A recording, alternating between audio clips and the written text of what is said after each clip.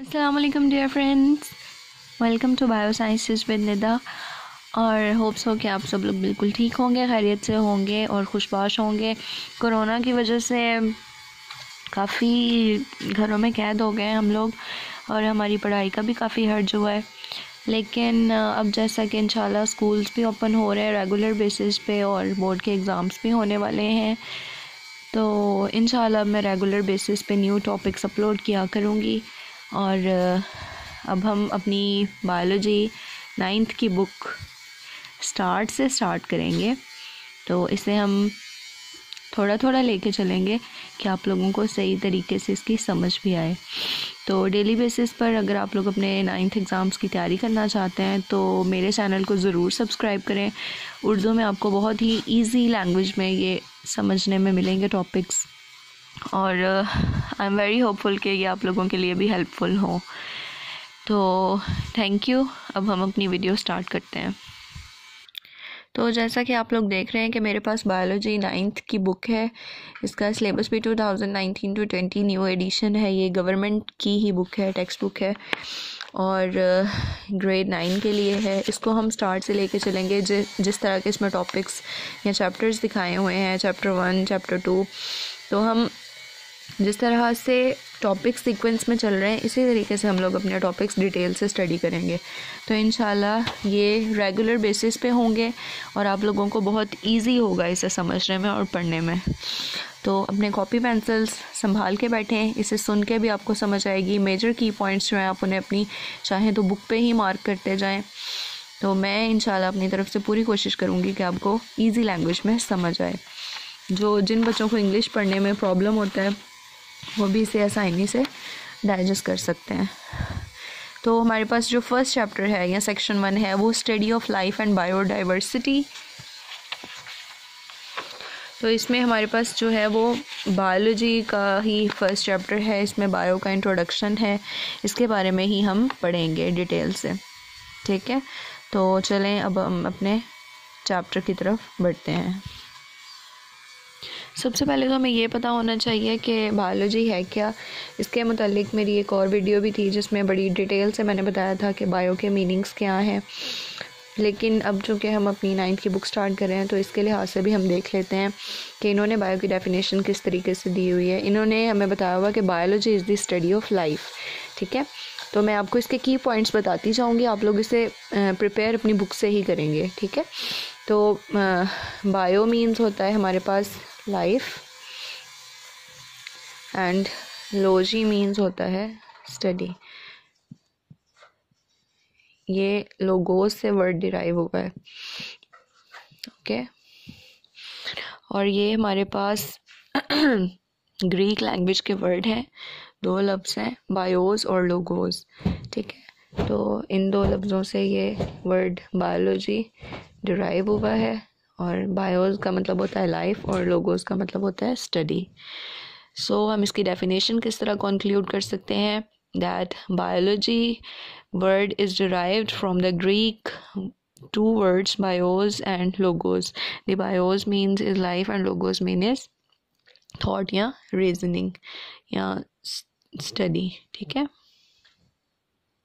तो very first उन्होंने इसकी डिवीजन एंड ब्रांचेस बोली हुई हैं हमें।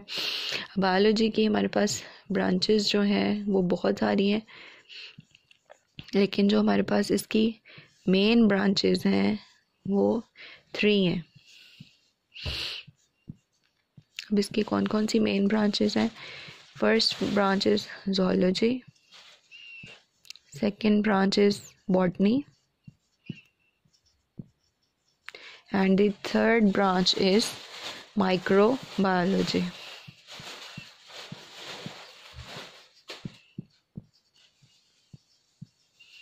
ठीक है, तो बहुत ही आसान है। zoology is the study of animals।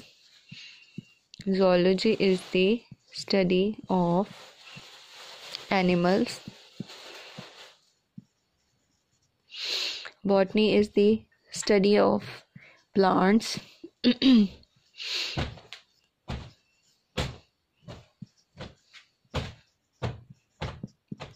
and microbiology is the study of microorganisms. Microbiology is the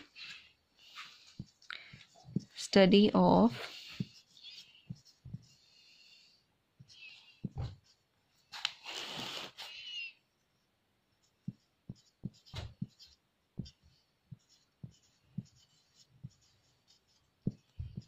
okay बहुत ही सिंपल सी ये इसकी 3 ब्रांचेस हैं जो हमने देखी हैं। बायो की मेजर जो हैं वो 3 ब्रांचेस हैं, zoology, botany and microbiology. zoology is the study of animals, या हम इसकी डिटेल डेफिनेशन ऐसे भी कर सकते हैं, zoology is the branch of biology in which we deals with the study of animals.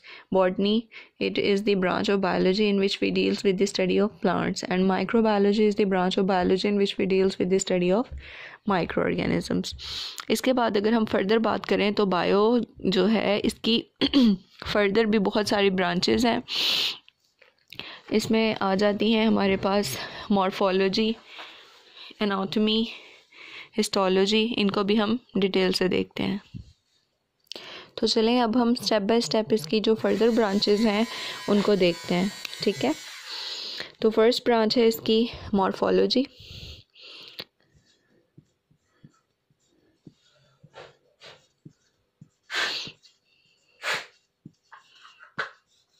Second branch है इसकी anatomy.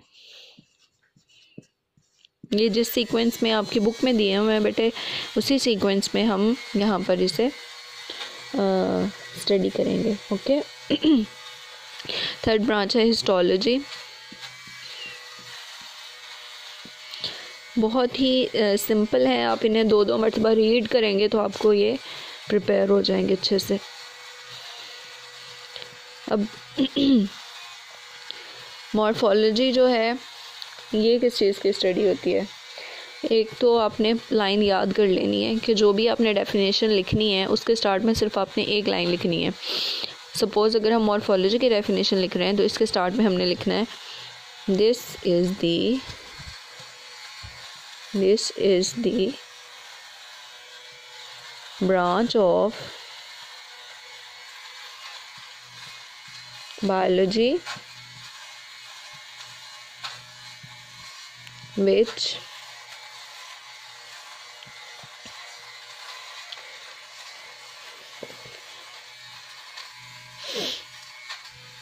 deals with the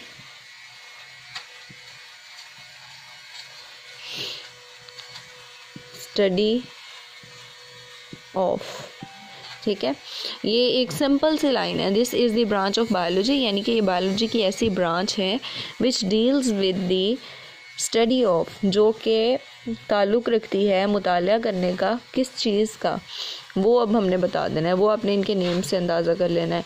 morphology अब जो है वो इंसान के फॉर्म एंड स्ट्रक्चर का, इंसान, जानवर, परिंदे, ये जो भी जिस भी चीज़ का हमने पढ़ना है उसके फॉर्म्स के वो बना किस चीज़ से और उसका स्ट्रक्चर कैसा है, यानी कि उसकी बैरूनी शेप कैसी है, मॉर्फोलॉजी उसकी कैसी है, इन चीज़ के वो बारे में बताती है, ठीक है। Form and study of form and structure, ठीक है। शुरू में आपने सब डेफिनेशंस के यही लिखना है जो मैंने स्टार्ट में लिख दिया यहाँ से लेकर यहाँ तक, और एंड में आपने इसके जिस चीज़ से रिलेट करी है वो ब्रांच वो आपने मेंशन कर देनी है। क्लियर हो गया? देन इसके बारे में बताया हुआ एनाटॉमी क्या होता है। Anatomy is the study of internal structures. ये मॉर्फोलॉजी जो है ये बैरूनी अज़ा का मुतालिया है। मॉर्फोलॉजी जो है ये क्या है? बैरूनी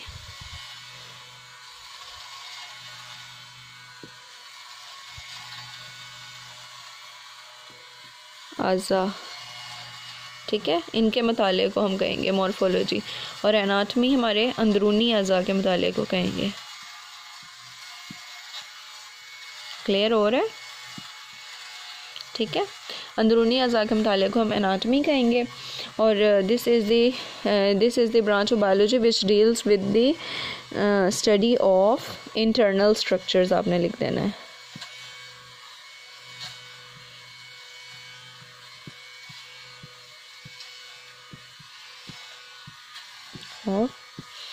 और बायो का तो मतलब भी लाइफ है, तो इसका मतलब है कि ये किसी भी लिविंग ऑर्गेनिज्म के मतलब ही बात हो रही है। Clear?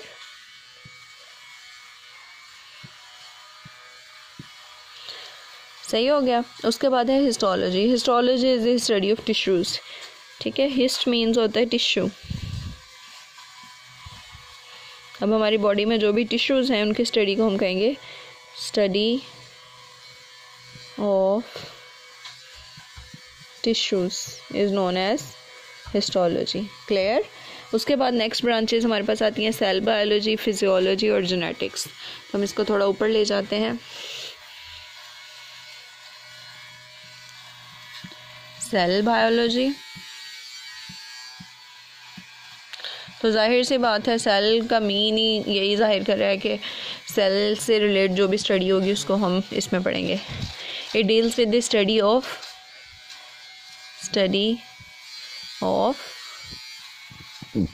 Cell and its organelles. Cell और उसके अंदर जितने भी उसके ऑर्गेनेलीज हैं उनकी स्टडी को हम क्या कहेंगे? Cell biology. क्लियर हो गया? नेक्स्ट है हमारे पास फिजियोलॉजी। फिजियोलॉजी अब क्या होती है?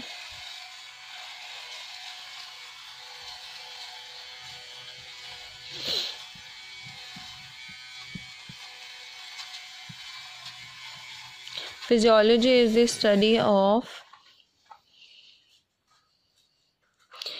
Functions of different parts of the body.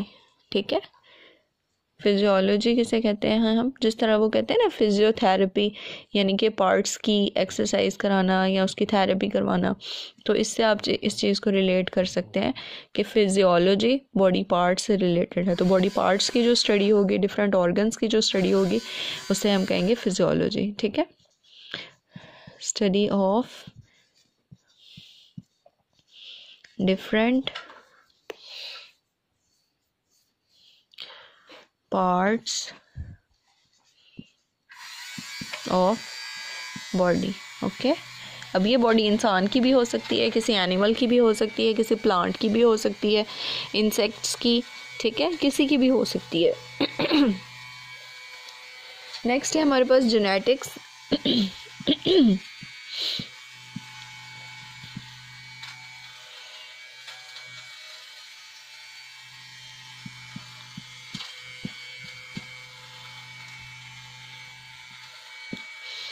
अब जेनेटिक्स जो है ये जाहिर सी बात है जीन से रिलेटेड जो भी स्टडी होगी, ठीक है, इनहेरिटेंस से रिलेटेड जो भी स्टडी होगी, genes and their roles in inheritance. Study of genes and their role in inheritance. Inheritance कहते हैं विरासत को, ठीक है। अब विरासत में जो भी क्वालिटीज़ आएंगी हमारे अंदर हमारी जीन्स के थ्रू या पेरेंटल जीन्स के थ्रू, उन सब की स्टडी को हम किस चीज़ में स्टडी करेंगे? जेनेटिक्स में। ये बायो की एक ब्रांच है जेनेटिक्स। क्लियर हो गया?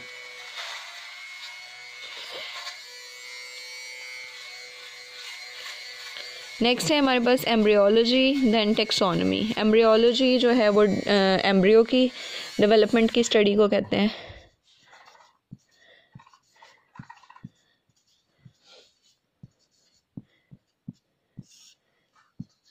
Study of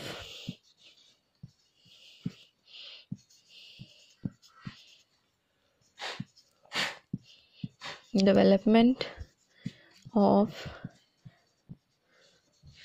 embryo. ठीक हो गया। नेक्स्ट है हमारे पास taxonomy.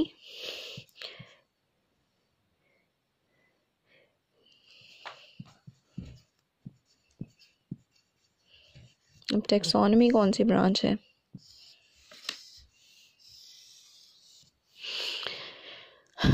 Taxonomy is the study of naming and classification, जिसमें हम चीज़ों को साइंटिफिक नेम्स दे देते हैं, उस ब्रांच को हम कहते हैं टेक्सोनमी।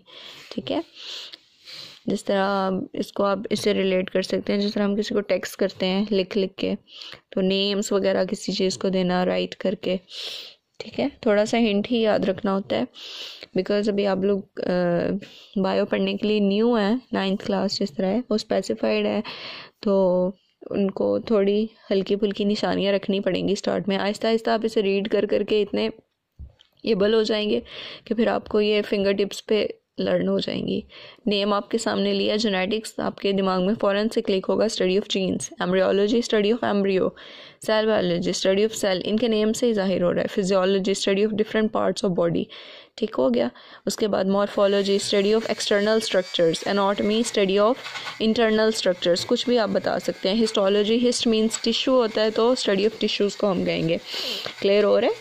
तो स्टार्ट में इंसान को थोड़ा एफर्ट करना पड़ता है, बाद में आपको बहुत इजी हो जाएगा। Study of naming and classification of organisms is known as taxonomy. Study of, मैं कोशिश कर रही हूँ कि आपको बहुत इजीली समझ आ जाए।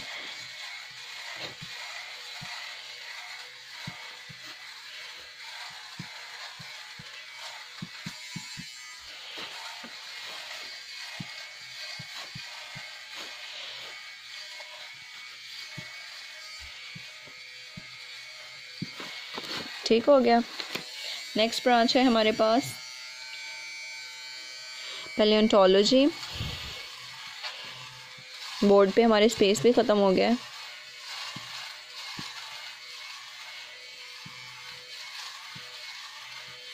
पैलियोंटोलॉजी स्टडी ऑफ फॉसिल्स को कहते हैं, ठीक है।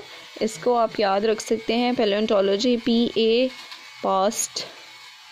पास्ट में अब जो हमारे पास गुजर चुका है, जिस तरह के हमारे पास फॉसिल्स हो गए जो डेड हो गए हैं, ठीक है। डेड, अब हमारे पास फॉसिल्स ही पड़े होते हैं, तो इससे आप इस वर्ड को रिलेट कर सकते हैं। सही हो गया। तो ये है हमारे पास study of fossils.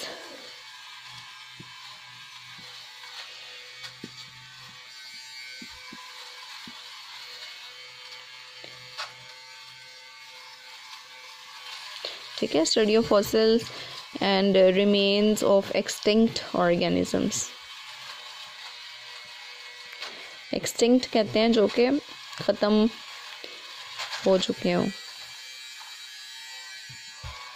Remains of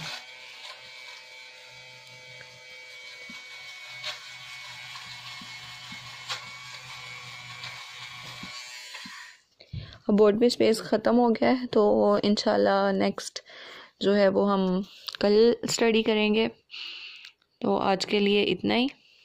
इसे आप आराम से समझ सकते हैं, बहुत ही इजी सा टॉपिक आपको बताया है, बिल्कुल भी मुश्किल नहीं है। इंशाल्लाह आपको आराम से समझ आ जाएगा। क्लियर हो गया? Thank you for watching the video and please subscribe to my channel and share it with your friends also. Take care of you. Allah Hafiz.